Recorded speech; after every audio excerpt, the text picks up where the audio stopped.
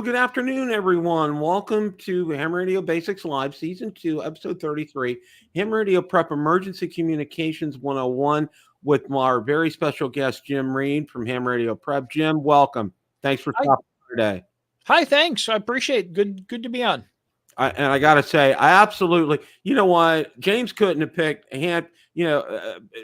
somebody more perfect than you for your coursework. I'll tell you what, it's you have a great voice, number one, okay, and number two, just you fit. It's just like very welcoming, and it's just I just love the whole thing about it. And James and I were on for an hour last year, and I told when I had him on, and I said, you know what, we could have easily gone 2 or 3 because I just enjoyed the talk so much. And we're here to talk today about a brand new course that's offered by Ham Radio Prep. It's called Emergency Communications 101, and that's what we brought Jim in for. But Jim, if you could just real briefly give us a background about things and how you ended up coming on board with Ham Radio Prep and everything, that would be great. Yeah, sure. I'm glad to. So, and thank you very much for the kind words. I appreciate it. I retired from corporate life. I like to say it wasn't a golden parachute, but it was a silver parachute.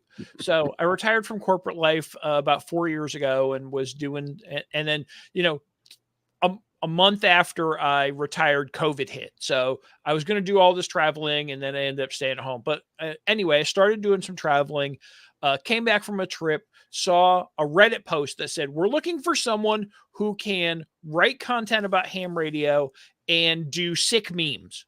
And I'm like, well, I can't do sick memes, but I can write content about ham radio. So I wrote back, talked to James, had a really great conversation. He said, why don't you come on board as a writer?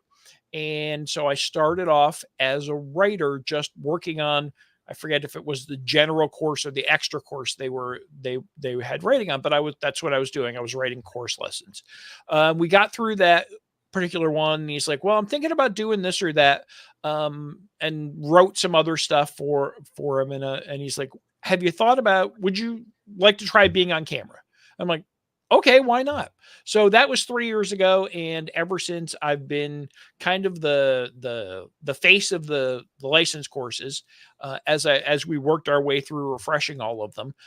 And now we're doing some extra courses too. So we're in this period of 18 months where there's no changes to license courses. So we can go on and create some other cool things. Last year during the break from our license coursework, we created a course called HF Masterclass.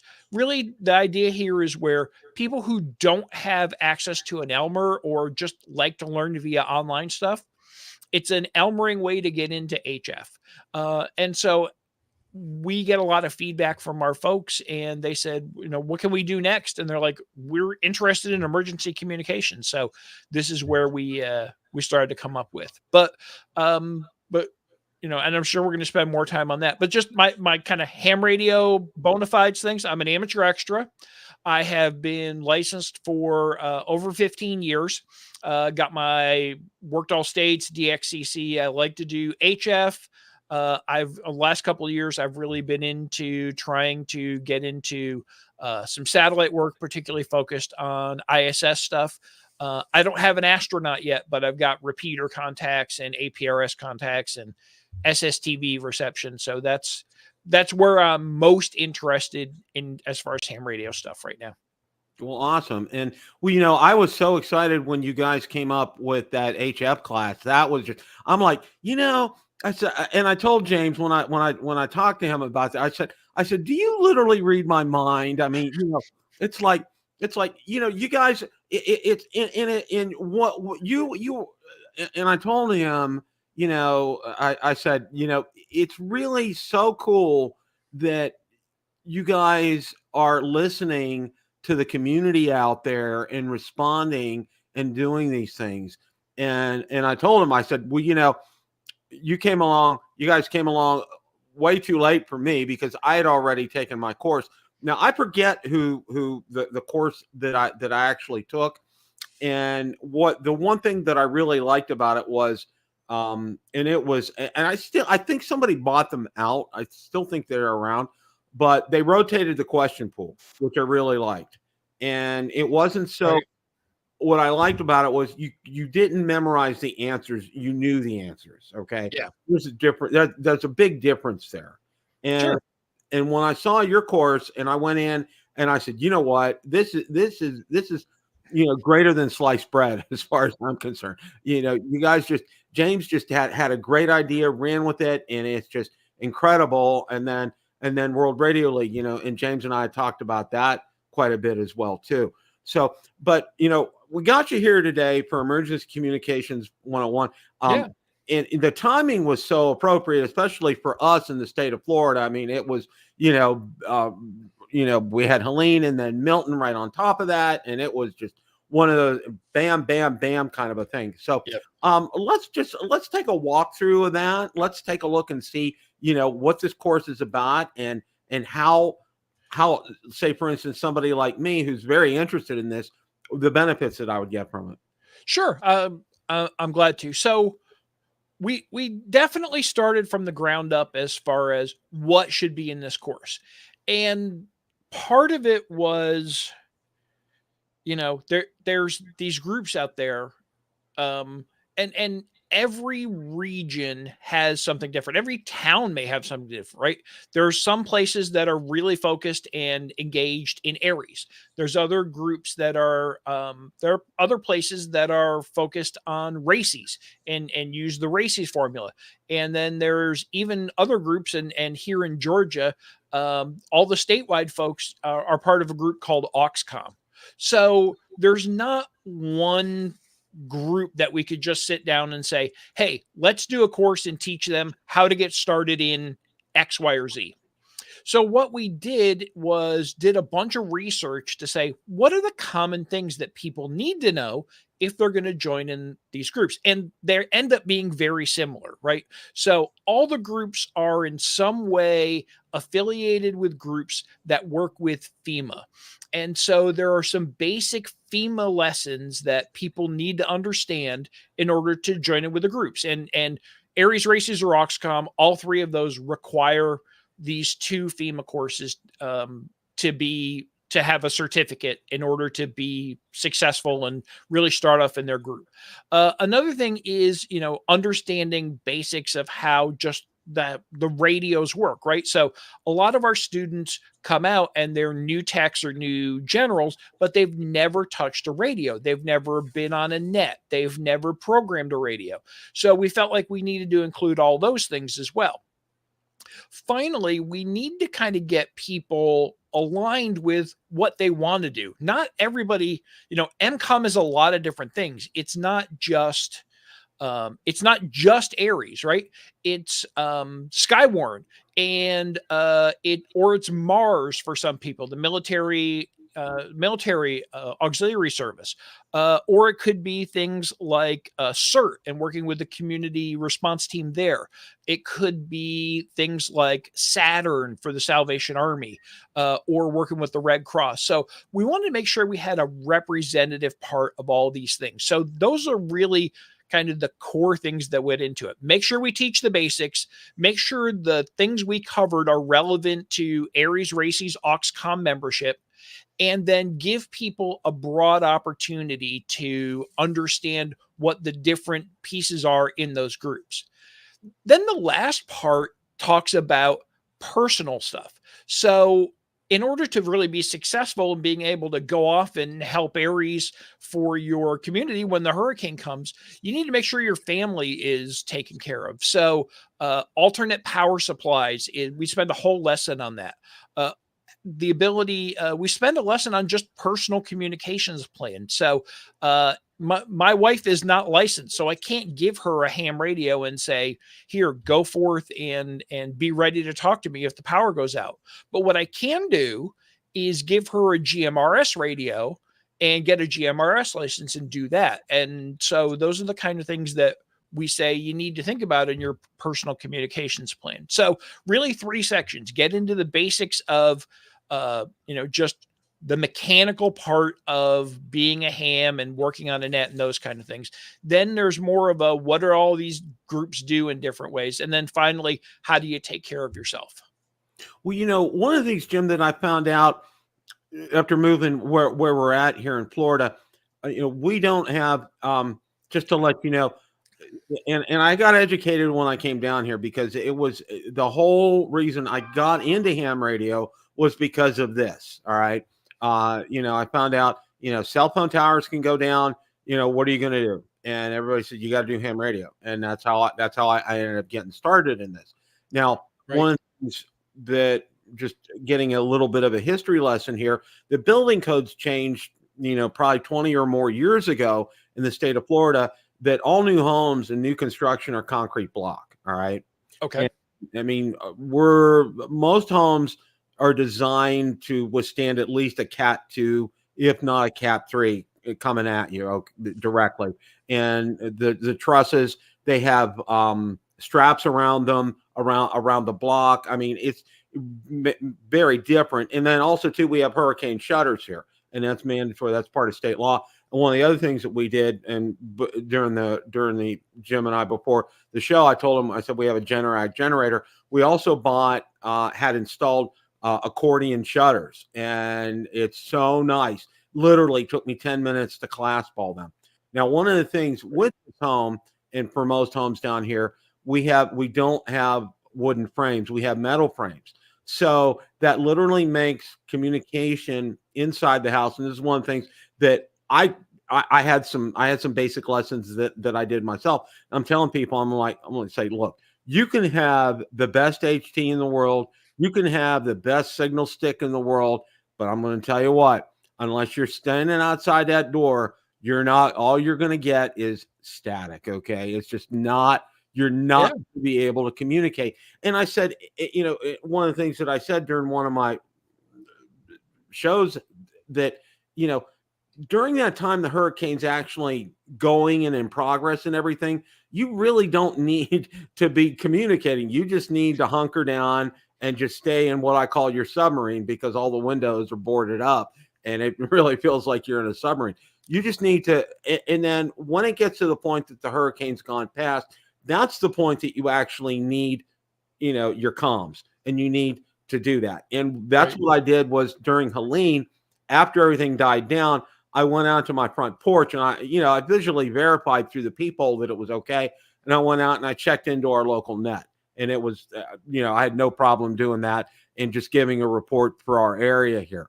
But I think a lot of people don't know. They're under the assumption like, oh, I'm gonna here I am. I have my ICOM 7300 and it's all plugged in. We're ready to go and everything. And I'm like, no, guys, you gotta understand that. And that's one thing. That's why I was so happy to see you guys come up with this class, because a lot of people have a lot of misconceptions about emergency communications. And, and I think one of them is, well, you're supposed to be able to talk. Well, no, and it's drilled down to you when you live in the state of Florida, especially in our region. They don't call our hockey team the Lightning for nothing.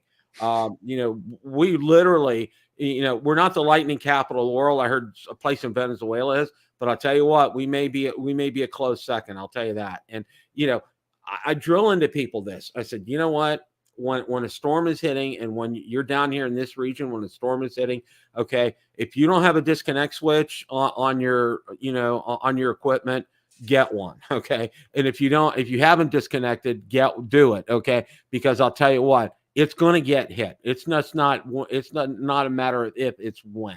Done. Right.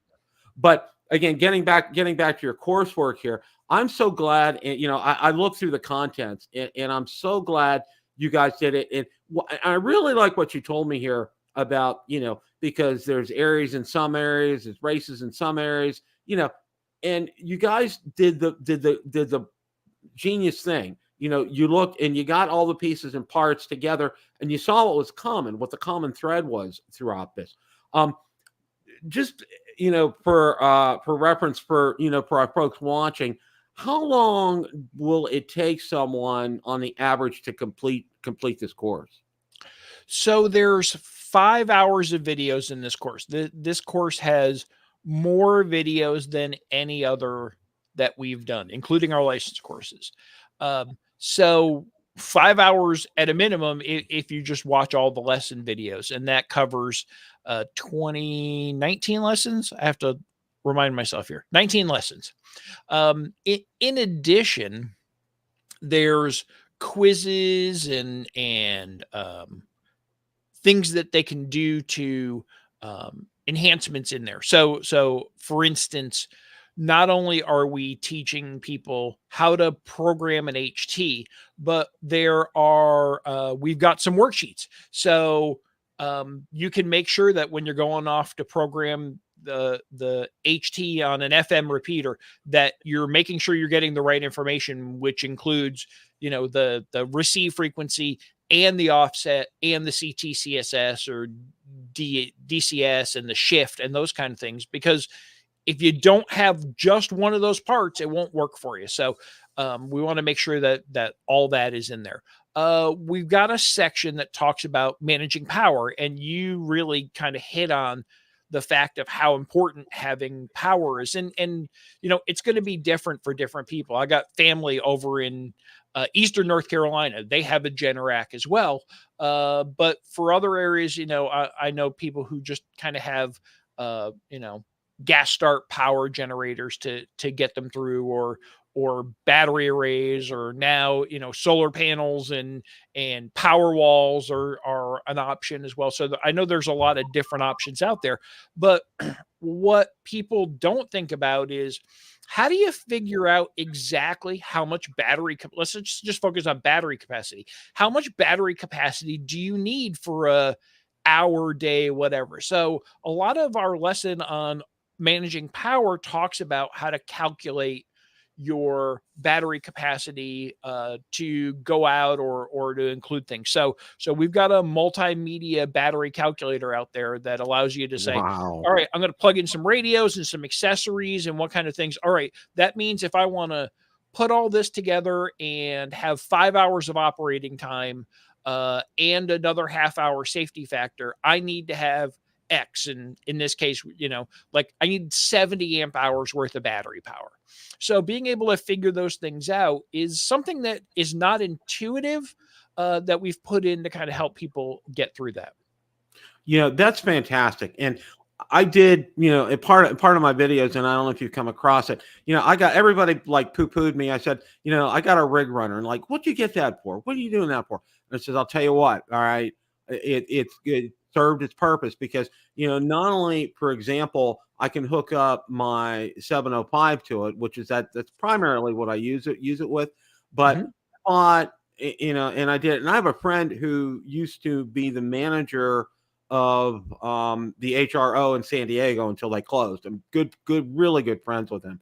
And, he gave me a formula like that as far, for battery capacity, which it literally changed my world, being able to figure that out. And what I did was I bought a battery big enough, a LiFePo that's big enough, on one end. I had to go to a company called Power Queen to find a special charger for it, because and that's one thing that I'm doing a new video, because I had a battery sent to me, and that's one thing that I kind of drilled going to drill in the video, is you need to buy a if for that specific battery, you need to buy that specific kind of charger. Okay, that's just, there's no two ways about it. It's like I realize it's going to cost $60, but you're gonna be able to charge it correctly, and it's good quality. And I ended up doing that today, and that's one of the things. Great. Ahead of the storm, and I do this all the time, is I have my 4 HTs are all charging up. I have 2 batteries for my 705; those are charging up. I have 1, 2, 3, 4, 5 Bio-NO batteries. They're all charging up. So my room looks like a Christmas tree in here, with all the lights going on and everything, and getting all of that ready. One of the things, you mentioned, I really like that you talk about programming the HTs. And I think that's so important, because a lot of people just, they're like, oh my God, what do I do? I got the frequency, I got to set offset and everything. Believe it or not, I had a company called Radtel. I don't know if you've heard of them or not. They've sent me a couple of HTs. one of the things that I like about their HTs, and it's, they probably are ones along the line of the Baofungs, probably have spurious emissions, that type of thing. But one of the things that I really like is you download their app on the phone, and when you sign onto your app and you hook it up to the radio via Bluetooth, it finds the repeaters in your area, the offsets, everything, and you just hit. So, you pick the ones that are in your area, and it loads them on the phone automatically. It's done. What was the name of that?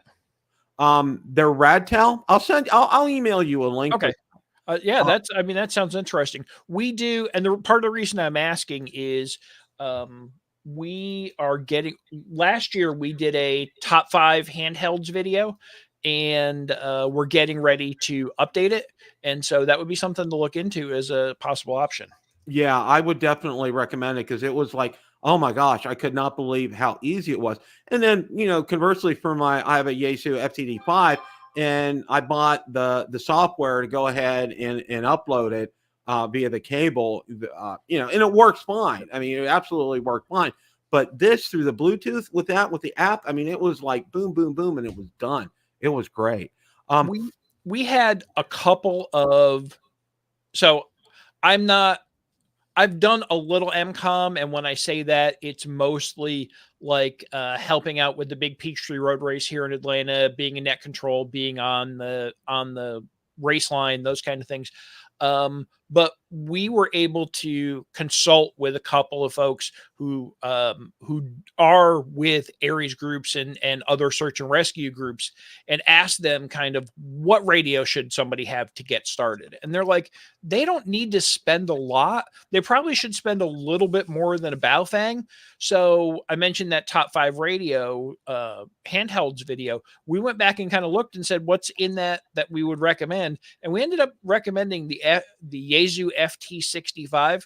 And it's 2 meter 440 single VFO, so it's a really simple radio, but you can get a whole setup which includes antenna, spare battery, headset or speaker mic, those kind of things, for about $200, which is really reasonable. It's all supported by Yaesu. They have programming software, so it really kind of felt like the right package for us.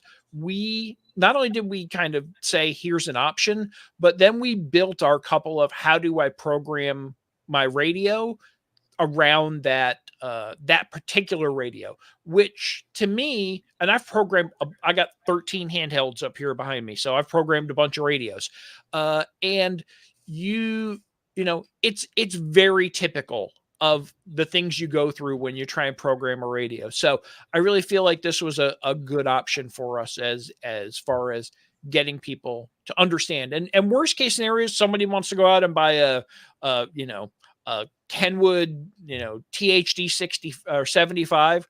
Great, go ahead. A lot of the same, you're still going to need to know what a CTCSS is and a VFO versus an MR key and all those kind of things. So all those basics apply to even if you move on to a bigger, better, fancier radio. That's great, Jim. That's absolutely fantastic. And I think a lot of people, that's the first thing that they get so bogged down with is, well, I need to have equipment. What do I do? And you guys handle that. And you handle that like in the HF class, which is absolutely fantastic. And you're doing that here. As far as, say like with Aries and races and things like that, you mentioned a little bit about FEMA and their connection with that and having to take some FEMA courses. Do you guys actually walk through that and help people with that? Yeah. So there are 2, we spend a lesson on this and it ends up being a pretty long lesson. There are 3 FEMA things that both Aries and Races want you to have, and it's a little certificate you get from FEMA as part of their entry level participant level. And it's called IS 100C, which is an introduction to what they call the incident command system. So it's basically how they organize at an event or during an incident, whether it's an emergency or just a a parade where they need to have a lot of cross-functional people involved. So that explains how that works. And it's important not just because um, it's really educational, but as you get started and move up, because a lot of people who are doing this are going to want to move up in areas or races and be a leader or their local city person. This is the stuff that you're going to face as a manager, getting involved in areas and being a regional leader is you're going to be interfacing with all of these forms and all of these systems. So getting a good start on what they are is really kind of foundational. So IS 100 helps you understand the incident command system. And then there's IS, I don't want to say the wrong number here because, FEMA and numbers and government and those kind of things. So let me get the right thing in front of me here. IS 700B is the other one, and that is the broader explanation of the National Incident Command System. So, that is really probably more for local and state emergency managers. That's probably who it's designed for. But I always found in my career, if I know what the boss is thinking and the things that the boss has to go through, I'm a more effective person on their team. And so knowing these things, I think is really helpful. The last thing, as far as FEMA goes, is something called the IS 213. And what the IS 213 is it's a communications form. So it looks like an email, but it's a standard form that allows you to give the same feedback and the same information that that they would be expecting in a certain way. So standardizing the way you send the message helps standardize the way the message is handled, and that's the third part of that kind of 3 elements of FEMA things that you need to know. That's great. That's fantastic. I mean, you guys are, Right. and when I look through the course, I'm like, you've covered just about everything, and one question that I want to ask right now, you do go into digital, which I think Yeah. is fantastic. Can you elaborate a little bit more on that? So yeah, so we decided when we went into digital that we were going to focus on WinLink. And perfect tie-in, right? If you open up WinLink to send a message, what are you going to see? You're going to see an ICS 213 form, which looks just like what you'd use with FEMA. So it's all working together here. And why we chose WinLink is based on our research and experience that we did with the Ares deployment in Puerto Rico for Hurricane Maria. So, as we were going through the different groups, one of the things that I felt was really important is to make sure people had an understanding of what the group does. And a lot of people, hey, I want to help when all else fails. That's their motto behind getting involved in amateur radio. We had a perfect example by looking back at Hurricane Maria of what that meant to actually pack a bag and go for 21 days and deploy to help out in the wake of a storm. And so we did a lot of research on that, and we were able to talk to people who deployed there. We were able to kind of watch videos and get their stories. We were able to look at stuff that the ARRL put together.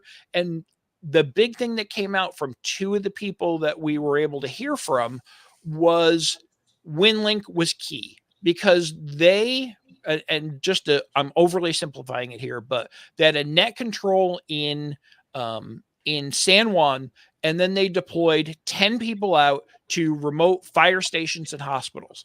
And they got traffic back from those fire stations and hospitals saying, we need this, we need that, we need help. Well, a lot of those people out in the field spoke Spanish, and a lot of the people at net control did not. So that ran into some issues right there. But imagine, if you will, a detailed list of supplies that some local regional hospital needs to get back to the FEMA group. What's the best way to send that? Well, it's probably not going to be CW, and even voice is challenging, right? If you're using digital, you're not going to use FT8. You could possibly use PSK31, but WinLink was really the right solution.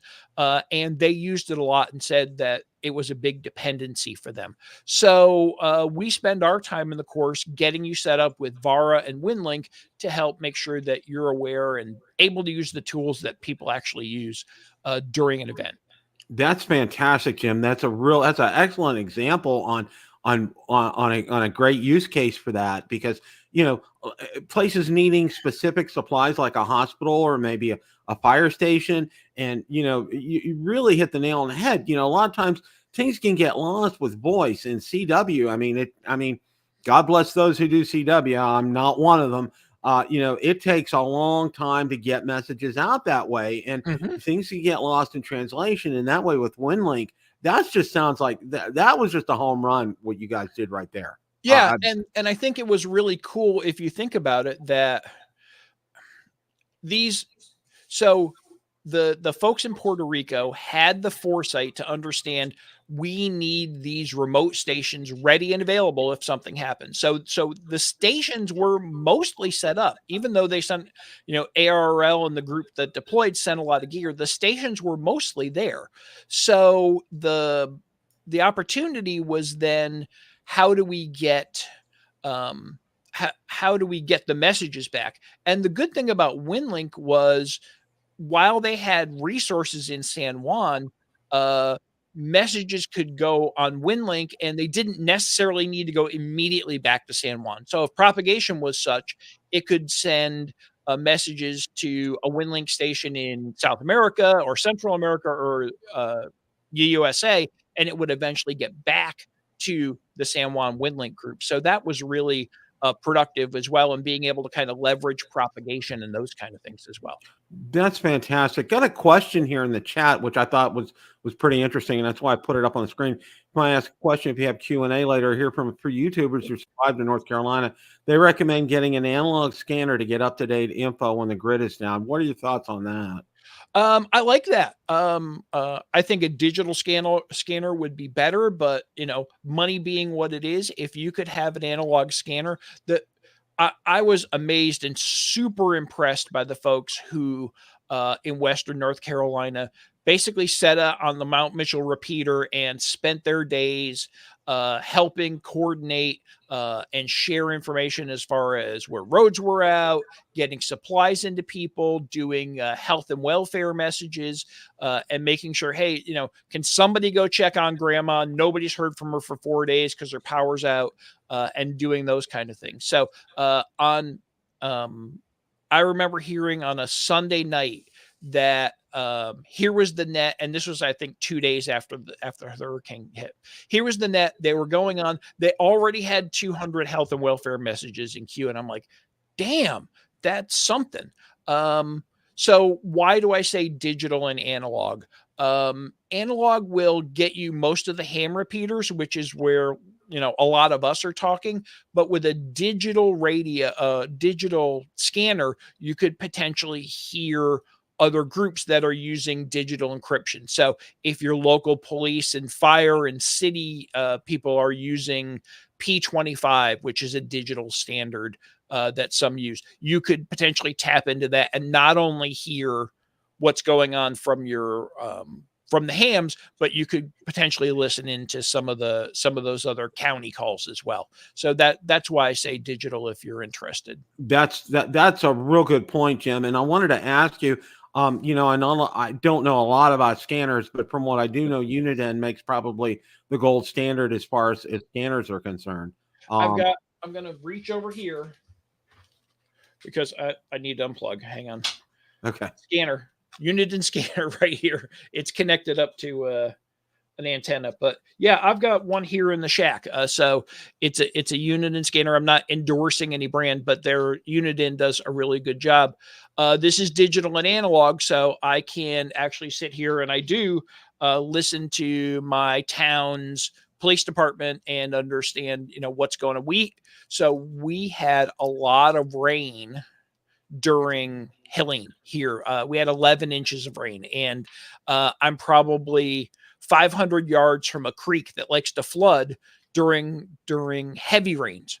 So being able to listen into the police and understand what was going on there was super helpful. So just one option here I'll plug that in later. So just an option of an opportunity there.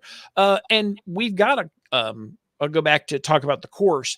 While we didn't talk as much about scanners in the course, we did talk about the personal communications things and things like having a weather radio, just a crank up weather radio that you can listen to AM, FM, and hear from your local stations that talk about what's going on from a news perspective and monitor the National Weather Service. So you can go out and buy those, and they're not that expensive. And you don't need to have a battery because they just, wind them up and away you go. And I've got a couple sitting over here that I can't reach, but it looks like you're getting one that's very similar to, yeah, I've got something very similar here. So they're not really expensive, and you can charge them, use a cell phone charger to charge them too if you want when the power's on. But just it's a handy little thing, and so we get into those kind of things in our personal comms section as well. That's fantastic, and and that's I'm glad the gentleman brought that question up about the scanners, which is a good thing. And I think it's always good to have a lot of tools in your arsenal. And I was talking to Jim before we started today, and I told him, when we went through Milton, one of the things that we experienced not only was our cell phone service ended up going down, but the internet went down, and getting any kind of communications out, I literally had to drive at least 5 miles down the road to get a cell phone signal to be able to let loved ones know, yeah, we're okay. Don't send the army after us. We're doing fine.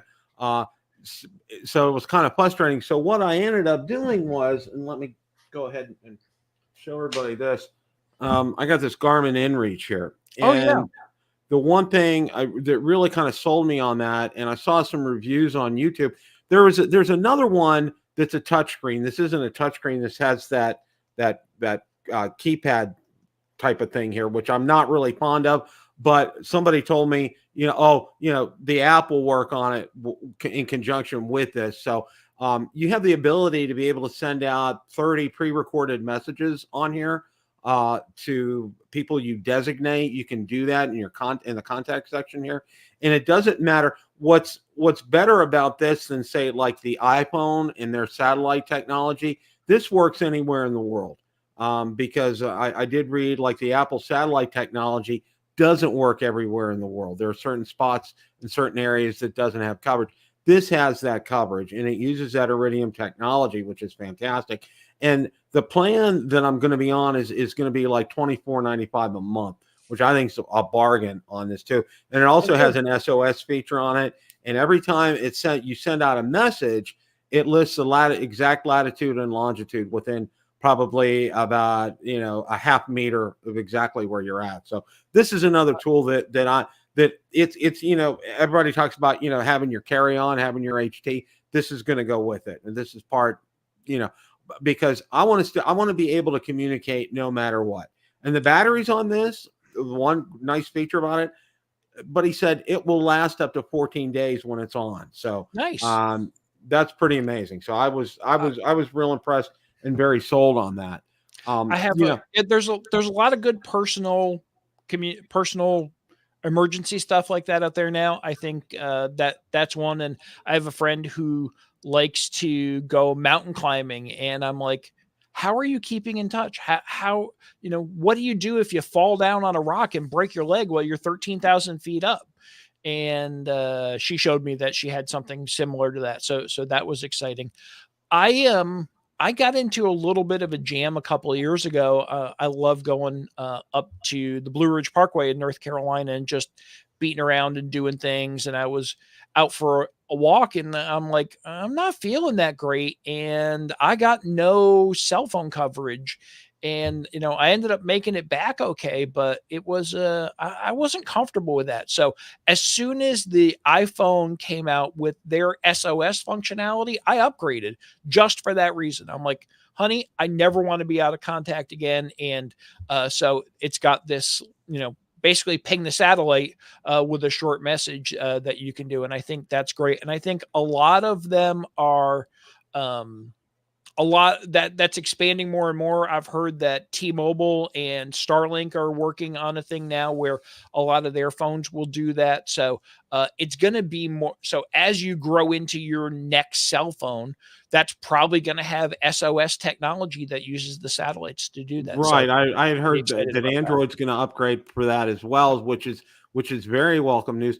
And you mentioned Starlink, and one of the things that I found out, my wife and I are currently looking into this right now. If you were affected by either of the hurricanes, Starlink is giving you free service through the end of the year, which is $120 a Oh month. yeah, that's great. So we're gonna check that out because that's pretty much what we pay for our internet service provider anyway. And Mhm. the thing with us is we live in an HOA, so oh, I have all, and I bent James's ear last time that I talked to him in person about my HOA, and that just you want to get instant frying egg on my forehead. Talk to me about my HOA. It's just So I've been looking at houses. Mentioned my in-laws are kind of in that area that's northeast of Gainesville or northwest of Gainesville, and my wife and I have been looking for houses so we can maybe come down and join the in-laws. And we have had and we just both of us are like, no HOA, no covenants that say what we can do with our house. And it has taken a ton of opportunities out of reach for us because we're strict on that rule. And I want to be able to make sure I can do what I want with the house. So I don't blame you. it's really slowed things down. But I don't blame we're you at all. we'll get there. We'll find something. We'll see. One of the things for me is I don't have a permanent antenna outside because of this. Yeah. Now, they will allow a 20-foot flagpole, and there's my saving grace. And we have the biggest lot out of 500 homes in our development. We have the biggest lot. We live in, basically, it's like, I call it a twin single. It's what used to be known as a twin single, but we have the lot on the side. We probably have like at least 75 to almost 100 feet from this side of the house to the street, to the cul-de-sac over there. And it's a perfect area to put in an antenna. But the big problem is in Florida, is a lot, we have irrigation pipes running through the grass. So, my problem is, I can get a 20-foot pole set up, and I can get HOA approval on that and get an antenna going. But my problem is running coax from the antenna over to the house and not interfering with the irrigation ditches and irrigation pipes. And it's just I want to bang my head against a concrete wall every time I think about trying to workarounds for it. And I'm sorry to hear that. Yeah, it's just kind of frustrating on that end. So but to kind of wrap things up here, you got, and this is just me. Yeah, I'm a fan. I'm a fanboy of you guys, but in the best way possible, because as I told James when I saw him in person, I said, if I would have designed a coursework to tell people about and get licensed in ham radio, I would have done exactly what you did, because I told him, I said, it's scary. I said, we may be related because I have the same kind of mindset that you do, in thinking logically and things. And the greatest joy that I get every day, I'm pretty active on X or Twitter. And one of the things that I see out there every day is that one of the great things I think you guys do is every single day, somebody who's passed and gotten their license, there's a picture of them out there, and I gotta say, it's just so good to see that. I love that. And I told James that. I said, it's something so simple, but yet, people love recognition. And I think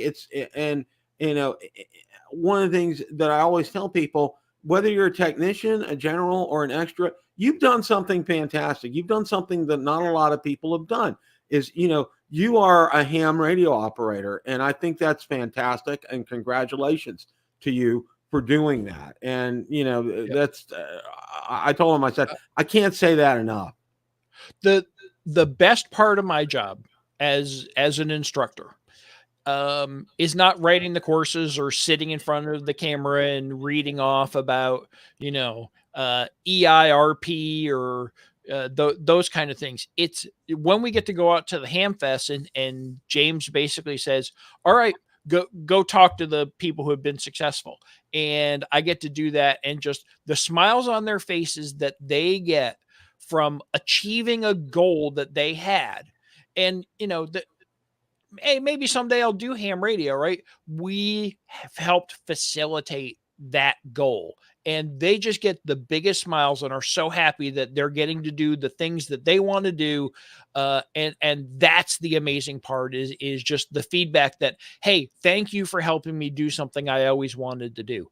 And hopefully, the license courses are the first part, but hopefully we now are getting them into even more about ham radio. So, I really felt like that if you go back 18 months with what we were doing before we introduced the masterclass, the HF masterclass, we were in this position, and James and I would both talk about this, that we're getting people licensed, but we're not getting them active. And, it's kind of like, well, congratulations, you got your driver's license, but we're not really going to let you use the car. Well, what's the good of that, right? Mhm. So we want people to be licensed and active. And we get, and James and I were looking at a Reddit post the other day, and there was a guy who came on and he said, listen, I've been licensed 2 months and here's a bunch of things I learned. And one of them was, there's just not the right information in one place to help me understand to do what I want to do. It's all this tribal knowledge. And, if I talk to this Elmer, he's good at Morse code, but he may not know about antennas, and so on and down the road. So if we can help bring some of that tribal knowledge together for people to do what they want to do, we're going to be successful. So we've got the HF Masterclass for people who said, well, I got my ham radio because I want to talk around the world. And we got the emergency communications course for people who said, hey, I've got my ham radio license because I want to help my community. We're working on something else now. And I don't know if James wants me to completely announce it, but basically the idea is, how do we just give somebody the 10-mile wide view of ham radio so they can then find out the right places to go to say, I want to be a satellite op, or I want to be a Morse code. I want to learn Morse code, or I want to do, digital. And I'm just really into digital, or I got into ham radio because I heard you could experiment, and, how do I do that? So we're working on something like that hopefully people will really be able to get into and say, all right, now I understand the things I can do better and where I need to go. So it's not going to teach them every single little thing they need to know, but it's going to help them get going in the right direction and be an active ham, instead of going, well, I got this license and I'm just, never really figured out how to program a radio. So I'll go on and, now I'll go get a Raspberry Pi or something. So hopefully we'll get more people active. And I think that's a big part of our hobby that we need to do. That's fantastic. And, James and I had a talk, and I told him, the whole reason I named my channel the way it did, Ham Radio Basics, I always ascribe to the principle, and I learned this from my dad, just, the keep it simple, stupid kind of philosophy. And I try to carry it forward here, because one of the things, and I appreciate all the other YouTubers out there, and I know them, and I've met a lot of them as well, and they're all great guys, and they all have different niches and, things that they're interested in, everything. But my goal with this channel was just to keep it so simple. And, because you can get, and as you well know, you can get so bogged down in the minutia and things and everything. And I'm saying, look, okay, you know what? I'm not an electrician. I never will be an electrician. But you know what? Here's what you need to know for this. Okay. Here's what you need to know for that kind of thing. And that's how I approach things, because, you won't see a lot of me doing a lot of QSOs on the air, because you know what? There are 10,000 videos out there of people talking all the time. Now, significant ones, like when I made my first contact on my 705, absolutely, you know, things like that. I'm gonna do that. But I think I have one of those videos out on my personal channel too, so I yeah, get it. yeah, you know, and that's one thing that, you know, I have one of my good friends in Texas. He's the same. He's of the same mind. He says, you know what? I don't need to go out there and say, you know, I've activated this park, and you want to listen to my QSOs for 2 hours. No, you know what? Great. I'm glad you did that. I'm glad you got it. You know, you got your points or whatever you did. That's fantastic. But you know what?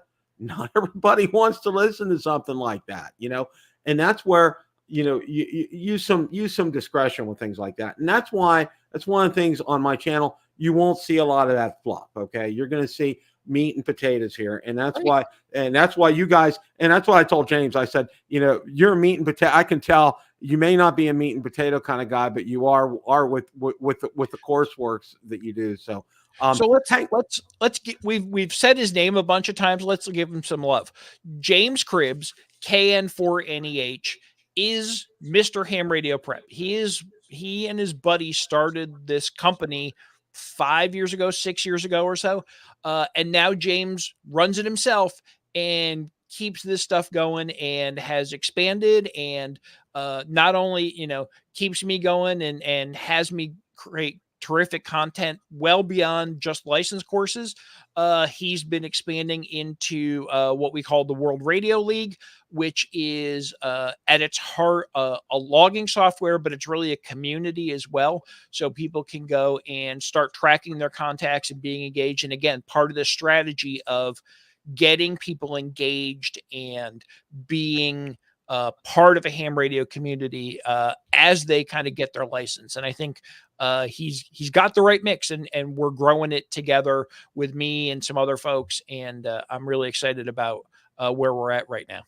Well, like I said, I can't effuse enough praise for what you do, Jim, for what James does, for everybody there, and also World Radio League as well. And I'm definitely going to look at getting some folks on from them as well, and talk about that, because you know what, one of my wife's great sayings is knowledge is power, and the only way you can, you know, if you can get that knowledge, you'll be a powerful person. And, you know, it's not always having cash in your wallet. It's knowledge. I think knowledge is much more important than having cash in your wallet, because that way, you know, it enables you to do so much. And your coursework is stellar, Jim. I just love it. You know, I can't effuse enough praise for you, for the coursework, for what James does, and everybody there. I met a lot of the folks during Hamcation. Actually, just a side note, we went to, it's kind of ironic. We went up to Dayton this year, and I was supposed to go last year. And right before that, I was at my mother-in-law's. I fell and I broke my left hand. So we had 2 days. We're 2 days from going up there, and had to cancel our reservations and everything. Well, my children and granddaughters live up there, so it was like, oh, so frustrating. But this year we got to go up to Dayton, and you know, one of the things, it just blew me away how many people were there. I was not, I go to Orlando's only about an hour away from me, so you know, it's very manageable walking around there. Going to Hamvention, oh my gosh, it's just like, it's like a sea of people everywhere you go there. It was like, absolutely. It was crazy, but we had a great time. I absolutely had a great time, and good. You know, I think as far as I know, we plan to be back in Orlando and at Dayton this year.